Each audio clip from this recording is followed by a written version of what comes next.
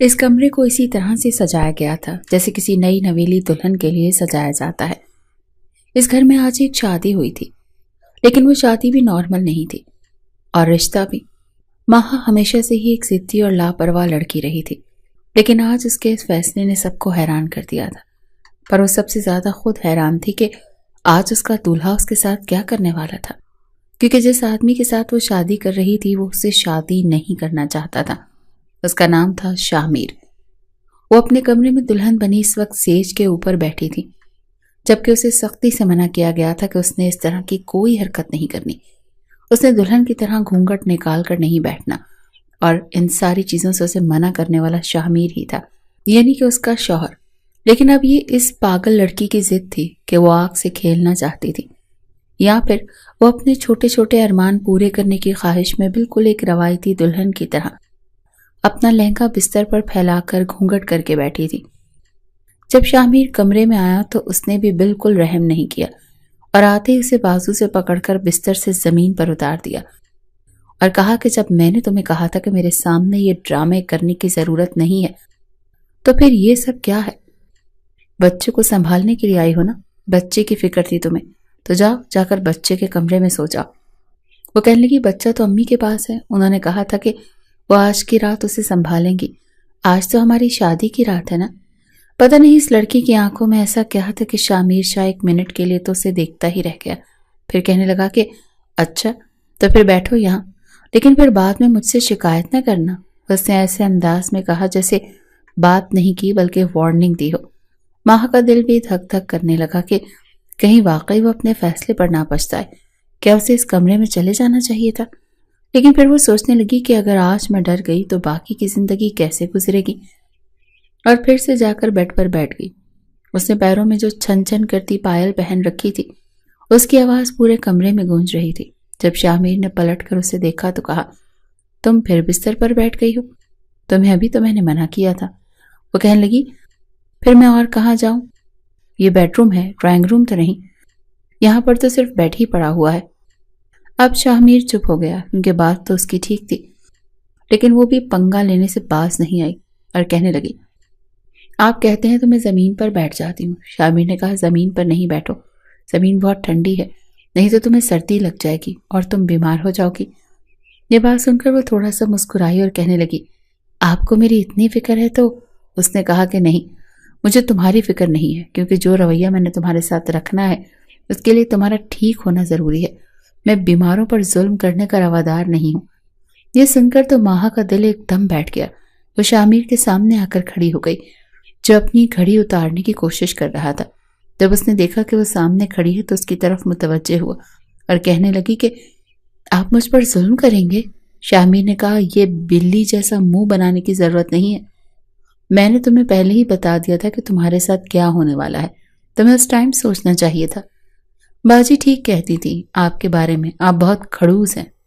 شاہ میر نے کہا تمہیں اس کی بات اس ٹائم سن لینی چاہیے تھی نا، اب تو بہت دیر ہو چکی ہے۔ اگر شاہ میر ماہا کے دل کی آواز سن سکتا تو شاید اپنے کانوں پر ہاتھ رکھ لیتا، کیونکہ اس کا دل اتنی تیزی سے دھڑک رہا تھا۔ وہ بہت پریشان تھی۔ بڑا عجیب لگتا ہے یہ محسوس کرنا کہ جس انسان سے آپ محبت کرتے ہیں، جس کی قربت کے لیے ترس رہے ہیں، اس سے آپ کو ڈر لگ رہا ہے، کیونکہ سچ یہی ہے کہ جس انسان سے آپ محبت کرتے ہیں آپ کو اسی سے ڈرنا چاہیے۔ شاہ میر نے اپنی شیروانی اتار دی۔ اب وہ کالے رنگ کے شلوار سوٹ میں ملبوس تھا، اور ماہا پوری طرح سے دلہن بنی بستر پر بیٹھی تھی۔ جب وہ اس کی طرف پلٹا تو اس نے معصومیت سے پوچھا میرا منہ دکھائی کا تحفہ نہیں دیں گے آپ مجھے؟ ایک پل کو شاہ میر حیران رہ گیا کہ یہ لڑکی آخر تھی کیا چیز، لیکن اس نے ظاہر نہیں کیا اور کہا کہ اچھا ابھی بھی تمہیں منہ دکھائی کا تحفہ چاہیے؟ تمہیں پتا ہے نا کہ یہ شادی کس طرح سے ہوئی ہے؟ میں تمہارے سے شادی کرنے کے لیے مان گیا ہوں، اسی کو اپنا منہ دکھائی کا تحفہ سمجھو اور مجھ سے کچھ بھی مانگنے کی غلطی نہ کرنا۔ کیوں؟ اگر آپ سے کچھ مانگوں تو آپ کو غصہ آ جاتا ہے؟ شاہ میر نے کہا کہ ہاں مجھے غصہ آ جاتا ہے، اور پھر غصے میں اس چیز کی بھرمار کر دیتا ہوں، اور اتنی بھرمار کر دیتا ہوں کہ مانگنے والا معافیا مانگنے لگتا ہے کہ مجھے یہ چیز نہیں چاہیے۔ شاہ میر نے جس طرح سے دانت پیس کر اپنے ایک ایک لفظ پر زور دے کر ماہا کو یہ بات سمجھانے کی کوشش کی تھی کہ اگر اسے اس بات کا مطلب سمجھ آ جاتا تو شاید وہ یہ کمرہ چھوڑ کر بھاگ جاتی، لیکن یہ سمجھنا مشکل تھا کہ وہ سمجھی تھی یا نہیں۔ تھوڑی دیر کے بعد ماہا نے کہا کہ مجھے کپڑے بدلنے ہیں، مجھے نیند آئی ہے۔ شامیر نے کہا کہ اچھا، تم سونے کے لیے آئی ہو اس کمرے میں؟ اس کا اتنا کہنا تھا کہ اس کے بعد ماہا کو واقعی افسوس ہونے لگا کہ وہ اس کمرے میں کیوں آئی تھی۔ ماہا اپنے خاندان کی سب سے چھوٹی بیٹی تھی۔ اس کی ایک بڑی بہن تھی جس کا نام اندلیب تھا۔ وہ ساری زندگی اپنی بہن کی نظر سے ہی دنیا کو دیکھتی رہی۔ اس کی بہن اس پورے 10 سال بڑی تھی اور اس نے ماہا کو ماں بن کر پالا تھا۔ وہ ہر کام کے لیے اپنی بہن کی طرف دیکھتی تھی کہ باجی یہ کر دیں، باجی وہ کر دیں۔ باجی کرتی اس کی زبان نہیں تھکتی تھی اور جوانی کی دہلیز پر ہی کھڑی تھی جب اس کی بہن کے لیے شاہمیر کا رشتہ آیا تھا۔ شاہمیر ایک نہایت ہی خوبصورت، امیر اور دکھنے سے ہی اصول پرست اور غصے والا آدمی لگتا تھا۔ وہ ایسا مرد تھا کہ جس کو دیکھ کر کوئی بھی لڑکی فوراً شادی کے لیے مان سکتی تھی۔ کوئی پاگل لڑکی بھی اس کے لیے انکار نہیں کر سکتی تھی۔ اندلیب اور شاہمیر کی جوڑی بہت ہی زیادہ خوبصورت بنی تھی کیونکہ وہ دونوں ہی ایک دوسرے کی ٹکر کے تھے۔ شاہمیر ایک نہایت ہی خوبصورت، امیر اور دکھنے سے ہی اصول پرست اور غصے والا آدمی لگتا تھا۔ جب ماہا نے شاہمیر کو دیکھا تو اس کے دل میں بھی کچھ جیسے بات ہے جاگے تھے، لیکن وہ سمجھ نہیں پائی تھی کہ یہ جذبات کیسے۔ وہ اپنے جیجو کے لیے بہت خوش تھی، ان کے آگے پیچھے گھومتی تھی، ہنسی مذاق کرتی تھی۔ وہ اس کے لیے بھی تحفہ لے کر آتے تھے۔ کبھی اندلیب کے ساتھ کہیں سیر پہ جانا ہوتا تو ماہا بھی ساتھ ساتھ چلی جاتی۔ اندلیب کبھی بھی خوش نظر نہیں آتی تھی، پتہ نہیں اس کے دل میں کیا چل رہا تھا، لیکن وہ خوش نہیں ہوتی تھی۔ شاید یہ اس کی شخصیت کا حصہ تھا۔ وہ بڑی بہن تھی اور بڑی بہنیں ایسی ہی ہوتی ہیں، اپنے جذبات کا کھل کر اظہار نہیں کرتی۔ لیکن جس کو اتنا خوبصورت شوہر ملنے والا ہو، اس کے چہرے پر تو خوشی چھپائے نہیں چھپتی، خوشی چھپ ہی نہیں سکتی۔ پھر ایسا کیا تھا جو اس کے دل میں چھپا ہوا تھا؟ ماں نے اپنی بہن کی اداسی نہیں دیکھی، بس یہ دیکھا کہ اس کی زندگی میں بہت ساری خوشیاں آنے والی ہیں۔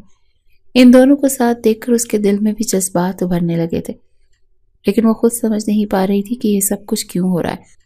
جب اس کی بہن کی شادی کا دن قریب آ گیا تو اچانک سے ماہا کے دل میں بھی یہ امید جاگنے لگی کہ کاش آج اپنی بہن کی جگہ وہ خود دلہن بن کر بیٹھی ہوتی۔ پھر اس نے اپنے دل سے اس خیال کو جھٹک دیا کیونکہ یہ تو اس کی بہن کی خوشیاں تھیں، اس کی نہیں۔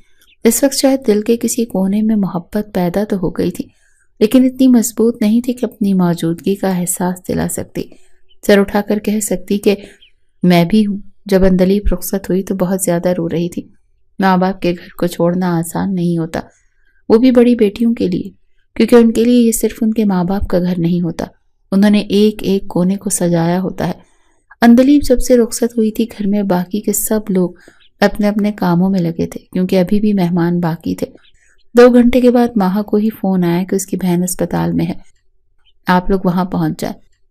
جب ماہا نے اپنی ماں کو یہ بات بتائی تو انہوں نے کہا کہ باقیوں کو نہیں بتانا۔ ماہا نے کہا لیکن ایسا کیا ہوا ہوگا آپ ہی کے ساتھ؟ انہوں نے تو سب سے کھانا بھی نہیں کھایا۔ ماہا کی ماں کچھ پریشان لگ رہی تھی، کہنے لگی ہاں شاید اسی لیے اس کی طبیعت خراب ہو گئی تھی، کہہ رہے تھے نا کہ اس کو کہ کھانا کھا لو، نہ کھانا کھانے سے شاید چکر آ گئے ہوں گے۔ جب ماہا نے کہا کہ مجھے بھی اسپتال جانا ہے تو اس کی ماں نے اسے ساتھ لے جانے سے انکار کر دیا، لیکن صبح تک اس کے ماں باپ واپس آ گئے۔ ماں نے بتایا کہ اندلیب کی طبیعت اب پہلے سے بہتر ہے۔ ماں سوچتی ہی رہ گئی کہ آپ ہی اتنی بیمار کیسے ہو سکتی ہیں کہ اپنی شادی کی رات ہی اسپتال جانا پڑا۔ جب سے ان کی بڑی بہن رخصت ہوئی تھی وہ واپس اپنے گھر کم ہی آتی تھی۔ بڑی بہن کے جانے سے ماں کے لیے گھر بالکل سونا سونا ہو گیا تھا، لیکن جب وہ اندلیب کے گھر جاتی تو وہ اسے یہاں آنے سے منع کرتی اور پہلے والی کوئی بات نہیں رہی تھی۔ جیسے پہلے شاہمیر، اندلیب اور ماہا مل کر کہیں سیر کرنے چلے جاتے تھے، اب ایسا کچھ نہیں تھا۔ وہ کہتی تھی اب شادی ہو گئی ہے، وہ سب کچھ گولڈن پیریڈ تھا جو گزر چکا ہے، تم بھی یہاں پر زیادہ نہیں آیا کرو کیونکہ مجھے گھر کے کام ہوتے ہیں۔ شاہمیر کا اکیلا گھر تھا، یعنی کہ اس گھر میں ماں باپ، بہن بھائی، دیورانی، جیٹھانی اس طرح کا کوئی بھی رشتہ نہیں تھا۔ وہ بہت امیر آدمی تھا اور پورے گھر پر صرف اندلیب کا ہی راج تھا۔ اسے تو خوش ہونا چاہیے تھا، لیکن وہ کبھی بھی خوش نظر نہیں آتی تھی۔ ماہا جب بھی اس سے پوچھتی کہ خوش نہیں ہیں تو وہ کہتی کہ میں خوش ہوں، بس شادی کے بعد ایسا ہی ہوتا ہے۔ وہ کہتی لیکن جیجو تو بہت رومانٹک آدمی ہے، تو وہ کہتی کتنے رومانٹک ہیں؟ مجھے پتا ہے وہ بہت زیادہ کھڑوس آدمی ہے۔ جب اس نے یہ خوشخبری سنائی کہ وہ ماں بننے والی ہے تو سب سے زیادہ خوشی ماں کو ہوئی تھی، اور ایک خالہ بننے کی خوشی کس کو نہیں ہوتی۔ اللہ نے جان سا بھانجا دیا تھا، جس کا نام شادمان رکھ دیا گیا، لیکن اس کے بعد سے ہی اندلیب کی طبیعت بہت زیادہ خراب رہنے لگی، اتنی خراب کہ ایک دن فون آیا کہ وہ اس دنیا سے جا چکی۔ معاملہ ایسا تھا کہ جب سے شادمان پیدا ہوا تھا تب سے ہی کوئی کمپلیکیشن بن گئی تھی جس کا اندازہ نہیں تھا۔ اب تک جو اندلیب زندہ تھی یہ بھی ایک بہت بڑا معجزہ ہی تھا، نہیں تو شاید اسی ٹائم اس دنیا سے چلی جاتی۔ لیکن اس کا بیٹا ابھی صرف 9 مہینے کا ہی تھا کہ وہ اس دنیا سے چلی گئی۔ یہ دکھ ماہا اور اس کے خاندان کے لیے بہت بڑا دکھ تھا۔ فی الحال تو شادمان ان لوگوں کے گھر پر ہی تھا۔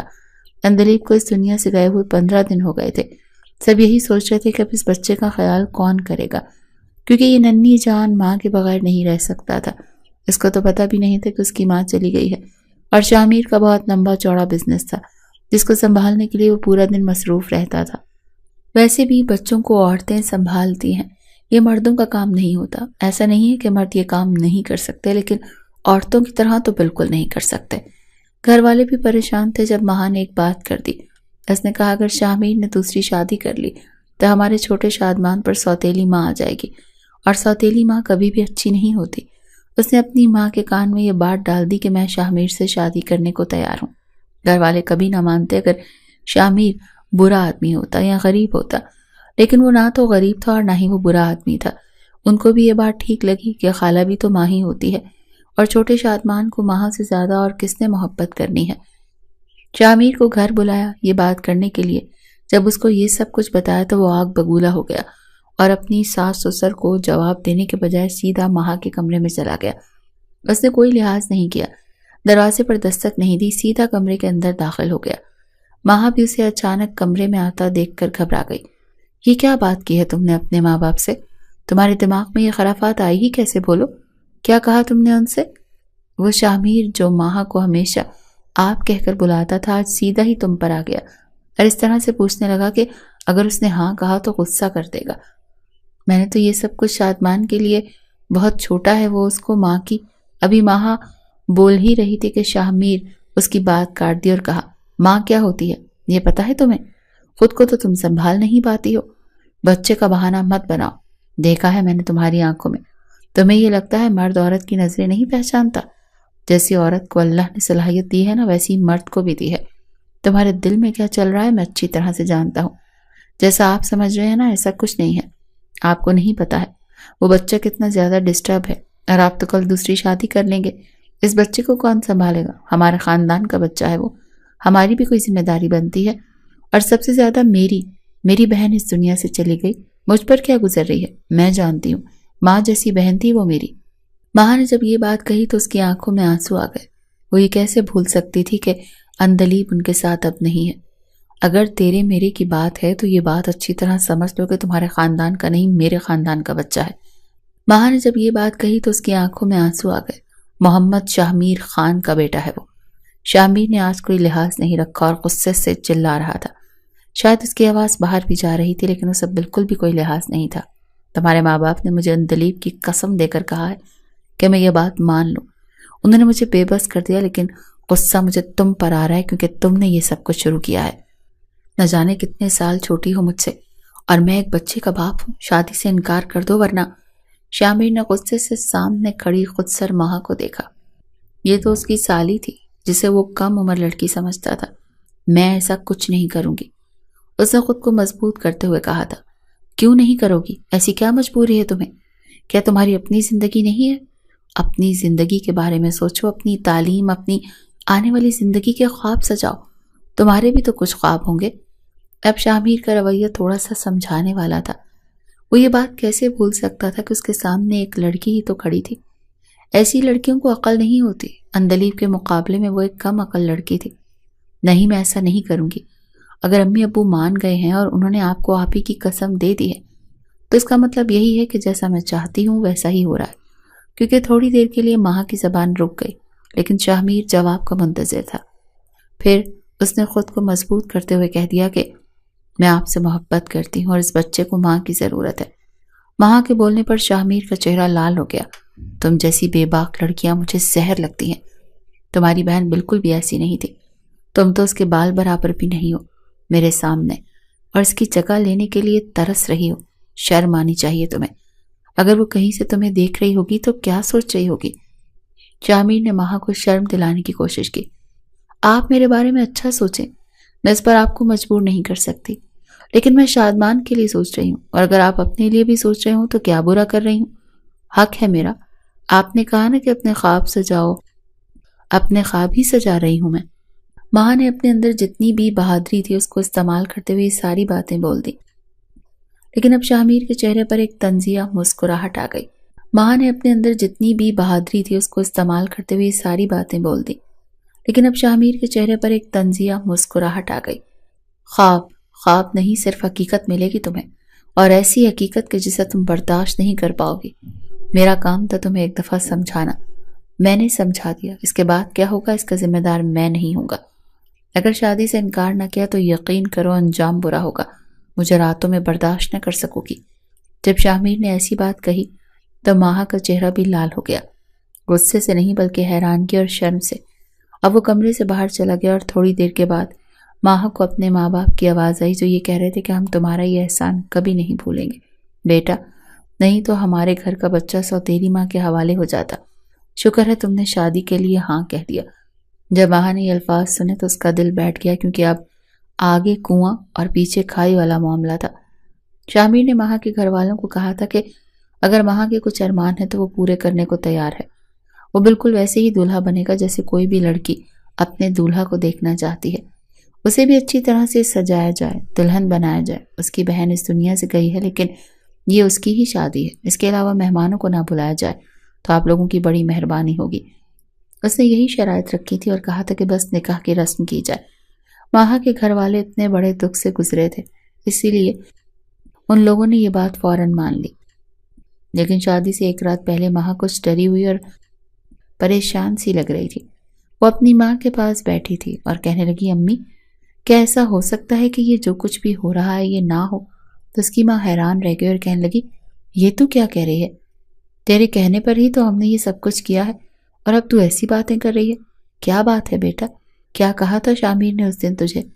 ماں نے پوری بات تو نہیں بتائی، لیکن اتنا کہا وہ کہہ رہا تھا تم میری سالی ہو اور میں نے کبھی تمہیں اس نظر سے نہیں دیکھا۔ اس کی ماں کہنے لگی، ٹھیک ہی تو کہہ رہا تھا بیچارہ، ابھی تو شادی ہوئی تھی، 2 سال بھی پورے نہیں ہوئے اور دیکھو کیا سے کیا ہو گیا۔ میں نے بھی تجھ سے کوئی بات کرنی تھی بیٹا، لیکن اب تو کل تیری شادی ہے، بعد میں بات کروں گی۔ ماہا نے کہا، کون سی بات، کس حوالے سے؟ تو کہنے لگی، اندلیب کے حوالے سے۔ وہ ڈاکٹر صاحب کا فون آیا تھا، کچھ عجیب سی بات کر رہے تھے لیکن فون کٹ گیا۔ اب میں پوری بات سمجھ نہیں پائی، تمہیں تو پتا ہے نا مجھے ایسی باتوں کی سمجھ نہیں آتی، تم ڈاکٹر صاحب سے مل لینا۔ ماہا کی ماں اسی ڈاکٹر کی بات کر رہی تھی جس نے آخری دفعہ اندلیب کو چیک کیا تھا۔ ماہا نے کہا، میں شادی کے بعد ضرور ان کے پاس جا کر ان کی بات سن لوں گی۔ ماہا کی ماں کہنے لگی، ہاں سن لینا ان کی بات، لیکن اب کوئی بھی بات ہو ہماری بیٹی واپس تو نہیں آئے گی نا۔ دونوں ماں بیٹی نے بیٹھ کر اندلیب کے لیے پھر سے آنسو بہائے، کیونکہ ان کے گھر کی بڑی بیٹی تھی وہ، شادی کا دن تھا، شادی ہو گئی۔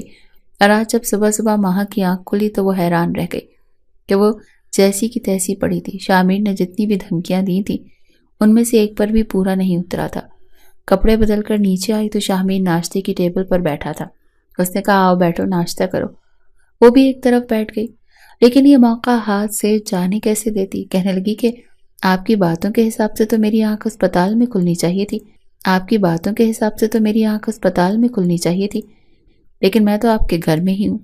ماہا نے یہ بات ہلکا سا مسکراتے ہوئے کہی، پر دل میں یہ بھی سوچ رہی تھی کہ اس سے پنگا نہیں لینا چاہیے تھا، پر وہ اپنی عادت سے مجبور تھی، اب بیوی بن گئی تھی تو تھوڑا بہت اثر تو ہونا ہی تھا۔ شامیر جو بریڈ پر مکھن لگا رہا تھا اس نے نظریں ترچھی کر کے ماہا کو دیکھا اور کہا کہ تمہیں پتا ہے کہ 3 دن تک اسپتالوں کی ہڑتال ہے اور رات کے ٹائم تو کوئی بھی ڈاکٹر نہیں ملتا، اس نے خبر دینے والے انداز میں کہا تھا۔ یہ بات سن کر وہ تھوڑی حیران ہوئی تھی، وہ کہنے لگی کہ اس بات کا کیا تعلق ہے ہماری بات سے؟ شامیر نے چمچ اور بریڈ کو ایک طرف رکھا اور تھوڑا آگے جھک کر کہا کہ اسی بات کا تعلق ہے، کیونکہ پھر تمہیں فوراً ہسپتال لے جانا پڑتا اور ہسپتال میں کوئی ملتا نہیں تو تمہاری حالت زیادہ بگڑ جاتی۔ جیسے ہی شامیر نے یہ بات کہی ماہا کی آنکھیں کھلی کی کھلی رہ گئی، اس کے دماغ میں وہ منظر آنے لگا جب اندلیب بھی شادی کی رات اسپتال پہنچ گئی تھی۔ اب اسے سمجھ آئی تھی کہ اس وقت کیا ہوا تھا اور وہ کس عذاب سے بچ گئی تھی۔ اچانک سے اس کو ٹھنڈے پسینے آنے لگے اور عجیب سی حالت میں آ گئی۔ شامیر اس کی حالت دیکھ کر محسوس ہونے لگا اور جوس کا گلاس اٹھا کر اس کی طرف بڑھا کر پوچھا کہ جوس پی لو، لگتا ہے تمہاری طبیعت خراب ہو رہی ہے، ویسے کل ہڑتال کا آخری دن تھا۔ شامیر نے ایسے کہا جیسے تابوت میں آخری کیل ٹھوکا جاتا ہے، اور جوس کا گلاس ماہا کے قریب رکھ کر خود اٹھ کر وہاں سے چلا گیا۔ پھر کسی کو فون ملا کر کہنے لگا، ہاں شام تک میں بالکل فری رہوں گا، نہیں رات کو نہیں آ سکتا، مجھے بہت ضروری کام ہے۔ جب اس نے یہ کہا تو پلٹ کر ایک نظر ماہا کو بھی دیکھا۔ ماہا نے فوراً نظریں پیچھے کر لی اور جوس کا گلاس اٹھا کر ایک ہی سانس میں نگل لیا۔ جیسے ہی وہ واپس آئے تو کہنے لگی، وہ مجھے گھر جانا ہے، شادمان بھی ادھر ہے اور امی نے کہا تھا کہ آ جانا، رات بھی وہیں پہ رکوں گی۔ شامیر نے کہا، چلی جاؤ لیکن رات سے پہلے تمہیں واپس آنا ہوگا۔ بے شک شادمان کو بھی واپس لے آنا، لیکن رات تم اسی گھر میں رہو گی، تم اپنے گھر میں کوئی بھی رات نہیں گزارو گی، شامیر نے حکم دینے والے انداز میں کہا تھا۔ ماہا نے کہا، اس کے پیچھے کیا لاجک ہے؟ اگر میں رات رہ لوں گی تو کیا ہو جائے گا؟ مجھے جانے دیں، میں نے وہیں پہ رہنا ہے رات کو۔ ماہا کا انداز التجا کرنے والا تھا۔ شامیر نے کہا کہ میں ایک دفعہ کہہ دیا نا کہ تم رات وہاں نہیں رہو گی تو نہیں رہو گی، اور اگر تمہیں واقعی راتیں وہاں گزارنی ہے تو پھر مجھ سے شادی کیوں کی؟ شامیر جب اس کی آنکھوں میں دیکھ کر بولتا تھا وہ گھبرا جاتی تھی۔ اسے پتا تھا کہ اس نے گھبرانا نہیں ہے، لیکن دل کے ہاتھوں مجبور ہو جاتی تھی۔ وہ ایک کم عمر لاؤبالی سی لڑکی اور اس کے سامنے ایک میچور آدمی جو بزنس مین تھا، لوگوں کو اپنی انگلیوں پر نچاتا تھا۔ ایسے میں وہ اس کا مقابلہ کیسے کر سکتی تھی؟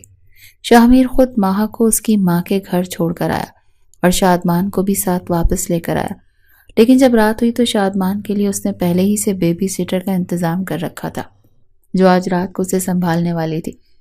اب ماہا بار بار شادمان کو اپنی ڈھال بنانے کی کوشش کرتی، لیکن وہ سو چکا تھا، اسی لیے اسے بستر میں لٹا دیا گیا۔ اس کا کمرہ الگ تھا جہاں پر بیبی سیٹر اس کا خیال رکھنے کے لیے موجود تھی، لیکن ماہا بھی پاس ہی بیٹھی تھی۔ شامیر وہاں آیا اور اس نے کہا، تم یہاں کیا کر رہی ہو؟ بچہ سو گیا ہے، چلو اپنے کمرے میں۔ کہنے لگی، نہیں، وہ رات کو اٹھ جائے گا، اسے میری ضرورت ہے۔ شامیر نے بڑی تمیز سے کہا، وہ رضیہ آپا بیٹھی ہے نا، ان کو اسی لیے بلایا ہے۔ جب اندلیب ماں بننے والی تھی نا، تب بھی رضیہ آپا نے بڑا ساتھ دیا تھا ہمارا، سنبھال لیں گی شادمان کو، تم چلو کمرے میں۔ اب ماہا کے پاس کوئی بہانہ نہیں تھا، وہ کمرے میں آ چکی تھی اور بستر پر بیٹھی تھی۔ شامیر کا منہ دوسری طرف تھا جب ماہا نے کہا، آپ کیوں مجھے ڈرا رہے ہیں؟ میں آپ سے نہیں ڈرتی ہوں، باتیں نہیں کریں کیا؟ آج تو اسپتال کی ہڑتال نہیں ہے نا، تو چلی جاؤں گی اسپتال۔ بالکل معصومیت سے بولی تھی، جیسے اسے پتا ہی نہیں تھا کہ بات کیا ہو رہی ہے۔ شامیر نے طنزیہ ہنسی ہنستے ہوئے کہا کہ منزل کا تو اندازہ ہے تمہیں، لیکن راستے کا نہیں، کیونکہ منزل سے زیادہ ہمیشہ راستہ ہی دردناک ہوتا ہے۔ شامیر نے پھر سے طنزیہ ہنسی ہنستے ہوئے کہا تھا۔ اس کی جو یہ طنزیہ مسکراہٹ تھی نا، اسی سے ماہ کو سب سے زیادہ ڈر لگ رہا تھا۔ وہ کہتے ہیں نا کہ ڈاکٹر آپ کو کہے کہ انجیکشن لگانا ہے تو آپ کو بہت ڈر لگتا ہے، جبکہ انجیکشن لگنے کا درد اتنا نہیں ہوتا، لیکن وہ احساس کہ ابھی انجیکشن لگنا ہے، ابھی لگے گا، اسی ڈر سے انسان ڈرتا ہے۔ تو میری بیوی ہو، شادمان کی خالہ بھی ہو، اور اس کی ماں کی جگہ بھی لے لی جاتی ہے، اس گھر کی مالکن بھی ہو۔ آج سے یہ بات میں تمہیں بتا دینا چاہتا ہوں کہ تم میری بیٹر ہاف کہلاؤ گی۔ تم میں اور تمہاری بہن میں زمین آسمان کا فرق ہے، تم کبھی اس جیسی نہیں بن سکتی۔ شامیر نے بڑے سلیقے سے یہ بات کہی تھی۔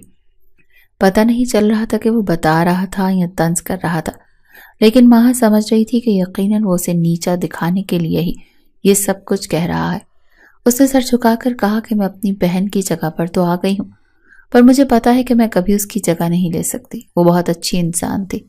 اس بات کا شامیر نے جواب نہیں دیا، یہ نہیں کہا کہ ہاں اچھی انسان تھی یا بہت اچھی تھی، اس نے کچھ نہیں کہا، پر اس نے اتنا ضرور کہا کہ کسی کی جگہ لینا آسان نہیں ہوتا۔ شامیر نے ماہا کا ہاتھ پکڑا اور اس کا دوسرا ہاتھ بھی اپنے دوسرے ہاتھ میں پکڑ کر کچھ بولنے ہی لگا کہ ماہا کو اپنے دل کی آواز کانوں میں آنے لگی، اور اس کے بعد جب اس کی آنکھ کھلی تو وہ اسپتال میں تھی۔ جب اس نے اپنے آس پاس دیکھا کہ میں اسپتال میں ہوں تو وہ پھوٹ پھوٹ کر رونے لگی۔ وہاں پر اس ٹائم ایک ڈاکٹر کھڑی تھی، کہنے لگی، آپ رو کیوں رہی ہیں؟ تو وہ ڈر کر اور گھبرا کر بولی، مجھے کیا ہوا ہے؟ مجھے کیا ہوا ہے ڈاکٹر صاحبہ؟ ڈاکٹر نے کہا آپ کو انزائٹی اٹیک ہوا ہے، آپ اچانک سے بے ہوش ہو گئی تھی۔ شاید کسی بات کی وجہ سے ڈر گئی تھی۔ آپ کا بلڈ پریشر بہت زیادہ ہائی ہو گیا تھا۔ وہ کہنے لگی بس یہی ہوا ہے میرے ساتھ؟ ڈاکٹر نے کہا ہاں، آپ کے ہسبینڈ آپ کو لے کر آئے، انہوں نے کہا کہ آپ اچانک سے بے ہوش ہو گئی اور ابھی بھی آپ کو ہوش آ گیا۔ کیوں؟ کیا ہوا ہے آپ کے ساتھ؟ کہنے لگی نہیں کچھ نہیں، وہ تو بس میں ویسے ہی پوچھ رہی تھی۔ جب ماہا کو باہر لے کر آیا گیا جہاں پر شاہمیر اس کا انتظار کر رہا تھا، ماہا نے شاہمیر کو عجیب نظروں سے دیکھا۔ سوچ رہی تھی کہ سوچ رہا ہوگا کہ میں کتنی زیادہ ڈرپوک ہوں، صرف اس نے میرا ہاتھ ہی پکڑا تو میں بے ہوش ہو گئی۔ اب تو میری اس کے سامنے کوئی عزت ہی نہیں۔ میں تو بڑھ بڑھ کر بول رہی تھی کہ اب کیسے اس کے سامنے کھڑی ہوں گی، کیسے نظر ملاؤں گی، یہ تو دل ہی دل میں مجھ پر ہنستا ہوگا۔ شاہمیر نے ڈاکٹر سے پوچھا کہ کوئی اور دوائی وغیرہ دینی ہے آپ نے، یا کوئی ایسی بات، کوئی ہدایت جس کا ہم خیال رکھیں؟ ڈاکٹر نے کہا نہیں ایسی کوئی بات نہیں، دیکھیں آج کل انزائٹی اٹیک بہت نارمل ہو گیا ہے۔ انسان کسی بات سے ڈرتا ہے، پریشان ہوتا ہے یا اس کے لیے کوئی نیا تجربہ ہوتا ہے تو وہ تھوڑا سا گھبرا جاتا ہے۔ لڑکیوں میں ویسے ہی زیادہ ہو رہا ہے، پریشانی کی کوئی بات نہیں ہے۔ شاہمیر تو اپنے طریقے سے بات پوچھ رہا تھا، لیکن ماہا کو ایسا لگ رہا تھا کہ وہ اس کی بزدلی کا جشن منا رہا ہے۔ لیکن شاہمیر بالکل سنجیدہ تھا، بلکہ اس کی آنکھوں میں فکر نظر آ رہی تھی۔ وہ گاڑی نکالنے گیا تو ڈاکٹر سے سلام کرتے ہوئے جب تھوڑی دیر کو ماہا رکی تو ڈاکٹر نے کہا آپ کے ہسبینڈ بہت کیئرنگ ہے ماشاءاللہ، آپ کو اپنی باہوں میں اٹھا کر لائے ہیں، بہت پریشان تھے آپ کے لیے، سب اسٹاف والے آپ پر رش کر رہے تھے۔ آج کل ایسا ہسبینڈ کہاں ملتا ہے، بہت پیار کرتے ہیں وہ آپ سے۔ یہ بات سن کر ماہا تھوڑی حیران رہ گئی کہ شاہمیر اس کے لیے پریشان تھا۔ جب ماہا اور شاہمیر واپس آئے تو شاہمیر نے ایسی کوئی بات نہیں کی جس میں کوئی طنز ہو یا اس نے یہ کہا ہو کہ میں تو تمہارا ہاتھ ہی پکڑا تو تم بے ہوش ہو گئی۔ بہت بڑی بڑی باتیں کر رہی تھی۔ اس نے کہا جاؤ جا کر آرام کرو اور دوا پی لو۔ صبح اٹھی تو اس کے لیے ناشتے میں جوس اور فروٹس وغیرہ بھی رکھے گئے تھے تاکہ اسے طاقت ملے۔ شامل نے تو ایک دفعہ بھی اس بات کا نہیں کہا، اور اب ماہا یہ سوچنے لگی کہ جس طرح وہ شاہمیر کو سمجھ رہی تھی وہ ابھی تک ویسا بالکل بھی ثابت نہیں ہوا۔ جب وہ اندلیب کی زندگی پر غور کرتی تو ایسا لگتا ہے جیسے شاہمیر بہت ہی زیادہ کھڑوس آدمی ہے، بہت زیادہ غصے والا ہے، اور جس طرح سے اس نے کہا تھا کہ اگر میری تم سے شادی ہوئی تو میں تمہیں اچھے سے نہیں رکھوں گا، لیکن وہ تو ماہا کا کافی خیال رکھ رہا تھا۔ کچھ دن کے لیے وہ کافی مصروف ہو گیا اور ماہا شادمان کے ساتھ مصروف رہی۔ آج وہ لوگ ویکنڈ پر پھر سے ایک ساتھ تھے۔ آج کل شاہمیر نے صرف اتنا ہی کہا کہ اس دن بے ہوش کیوں ہو گئی تھی تم؟ یہ سوال بھی بڑے نارمل طریقے سے کیا گیا تھا۔ ماہا نے کہا کہ مجھے نہیں پتا میرے ساتھ کیا ہوا، بس میں ڈر گئی تھی۔ ماہا نے نظریں جھکا کر اپنے ڈر کا اعتراف کر لیا۔ کہنے لگا کس سے ڈر گئی تھی؟ مجھ سے؟ اس نے قدرے حیران ہو کر پوچھا تھا۔ کہنے لگی کہ ہاں آپ سے ہی تو ڈر گئی تھی، اور کس سے ڈرنا تھا؟ شاہمیر نے ایسا رد عمل دیا جیسے وہ اس بات کو سمجھا نہیں۔ اس نے کہا کہ لیکن تم تو کہہ رہی تھی کہ میں آپ سے محبت کرتی ہوں۔ جس سے محبت کی جائے اس سے کون ڈرتا ہے؟ ماں نے کہا جس سے محبت کی جائے اسی سے تو ڈرا جاتا ہے کہ کہیں وہ آپ کو کچھ تکلیف نہ پہنچا دے، کوئی درد نہ دے دے، کوئی ایسی بات نہ کر دے جو ہمیشہ کے لیے دل پر لکھی جائے۔ محبت کرنے والوں سے ہی ڈرتے ہیں شاہمیر، کیونکہ انہی کے پاس آپ کو سب سے زیادہ تکلیف پہنچانے کا حق ہوتا ہے۔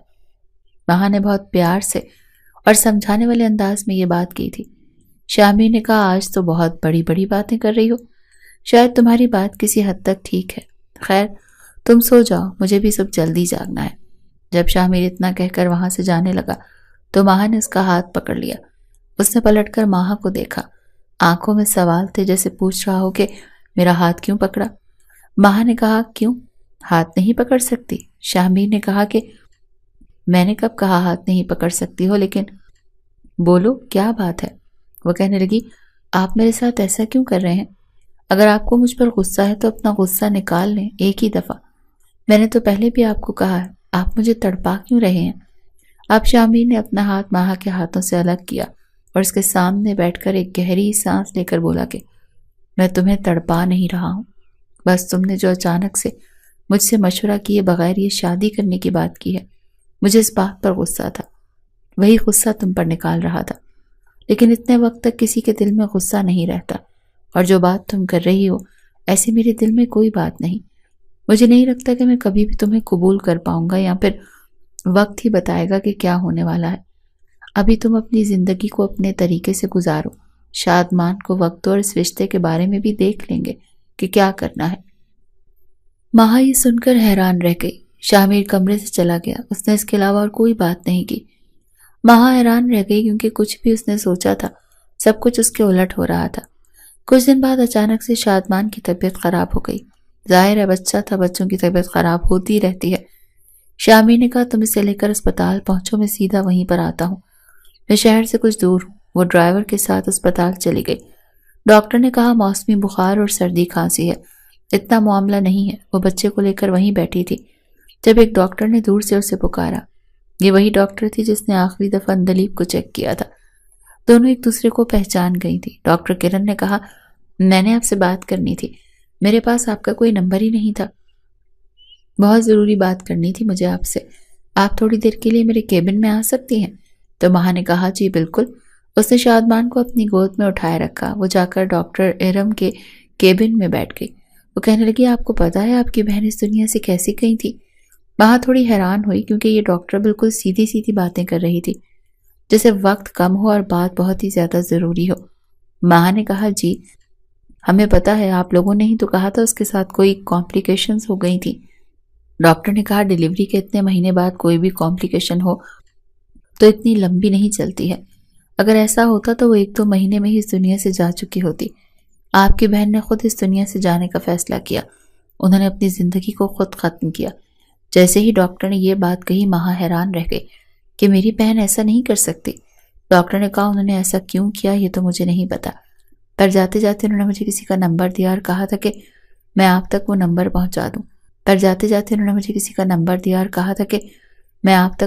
پہنچا دوں۔ ڈاکٹر نے وہ نمبر ایک کاغذ پر لکھا ہوا تھا اور ماہا کے حوالے کر دیا۔ ماہا حیران رہ گئی، اس نے کہا کیا سچ میں ایسا تھا؟ آپ کو اس بات کا یقین ہے؟ ڈاکٹر نے کہا ہاں مجھے اس بات کا یقین ہے، اور اپنی آخری سانسیں لیتے ہوئے اندلیب نے کہا تھا کہ یہ بات کسی کو نہیں بتانی چاہیے۔ ماہا نے ڈاکٹر کا شکریہ ادا کیا اور باہر آ کر اس نمبر پر کال کی تو کسی لڑکی کی آواز آئی، کہنے لگا اندلیب یہ تم ہو کیا؟ میں کب سے تمہارے فون کا انتظار کر رہا ہوں، کہاں چلی گئی ہو تم؟ ماہا نے اس سے پوچھا تم کون ہو؟ کہنے لگا میں فرحاد ہوں۔ میرا نام فرحاد ہے۔ اس نے کہا میری بہن کو کیسے جانتے ہو؟ کہنے لگا اچھا تم ماہا ہو، میں تمہیں بھی جانتا ہوں۔ ہاں میں نے تمہاری بہن سے بہت محبت کرتا ہوں، اس سے شادی کرنا چاہتا تھا۔ اس نے کہا تھا وہ اپنے ماں باپ سے بات کرے گی اور میں باہر کے ملک آ گیا ہوں۔ وہ کہہ رہی تھی کہ مجھے بہت اچھی نوکری کرنی چاہیے تاکہ میرے ماں باپ انکار نہیں کریں۔ کہہ رہی تھی میں جلدی بات کروں گی، لیکن اس بات کو تو 5-6 مہینے ہو گئے ہیں، میری اس سے کوئی بات ہی نہیں ہوئی ہے۔ کیسی ہے وہ، کہاں ہے؟ میری اس سے بات تو کروا دو۔ ماہا نے کہا وہ اس دنیا سے ہی جا چکی ہے، اور مختصر فرحاد کو سب کچھ بتا دیا۔ فرحاد حیران رہ گیا۔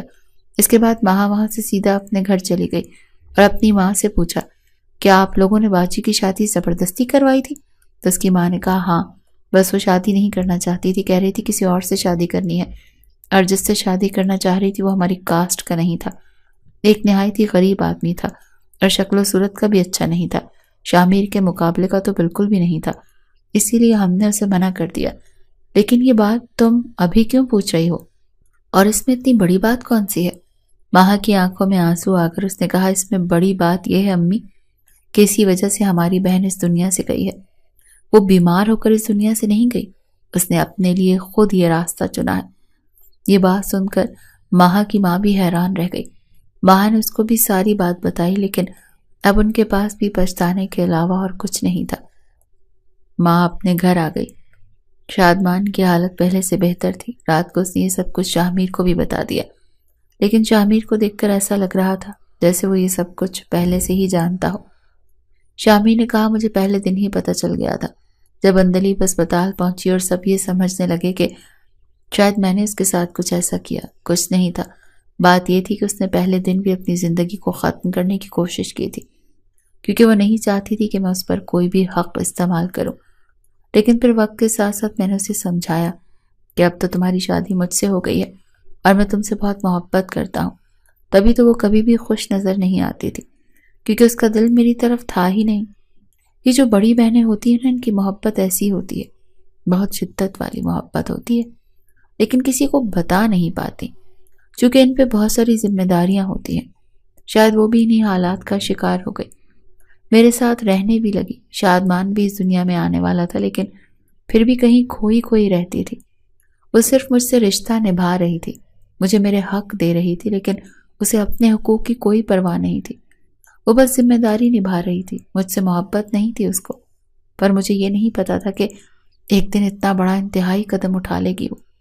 مجھے کہتی تھی کہ میں خوش نہیں ہوں، اور میں اسے خوش کرنے کی کوشش میں لگا رہتا تھا، کیونکہ مجھ سے بہت محبت کرتا تھا۔ میں نے اسے اپنی بیوی، اپنی ہمسفر تسلیم کر لیا۔ مجھے اچھی لگتی تھی، پر میری محبت اور جذبات یک طرفہ تھے۔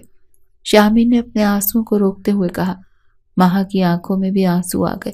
وہ رونے لگی اور اس نے کہا کہ آپ نے یہ بات کسی کو بتائی کیوں نہیں؟ ہمیں کیوں نہیں بتائی؟ ہم اسے سمجھاتے، مجھے کیوں نہیں بتایا؟ ماہا کے لہجے میں پچھتاوا تھا۔ شاہمیر نے کہا کہ کیسے بتاتا؟